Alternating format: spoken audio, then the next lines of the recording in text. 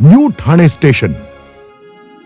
New Thane station ही G+2 इमारत म्हणजे केवळ बांधकाम नाही, ती ठाण्याच्या प्रवासाला दिलेली एक नवी दिशा आहे. या संपूर्ण रचनेत 3 प्लॅटफॉर्म्स आहेत. मुंबईकडे धावणाऱ्या लोकलसाठी एक स्वतंत्र आणि कर्जत कल्याण मार्गासाठी 2. साधं सांगायचं झालं तर प्रवासाचा गोंधळ कमी आणि गती जास्त ठेवणारी ही रचना. हा सगळा विस्तार 14.83 एकरांमध्ये पसरलेला आहे.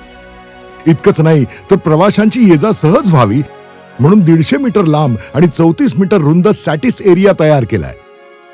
जिथे गर्दी अडखळणार नाही ती पुढे सरकत राहील. प्लॅटफॉर्मवरून बाहेर पडताना प्रवाशाला रस्ता शोधावा लागणार नाही, कारण 3 पादचारी पूल थेट वाट दाखवणार.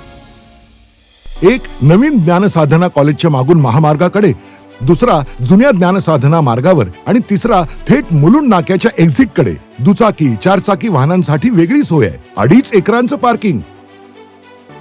एकूण काय तर हे स्टेशन आहे ठाण्याच्या रोजच्या धावपळीला शिस्त, दिशा आणि थोडासा श्वास देणारी व्यवस्था.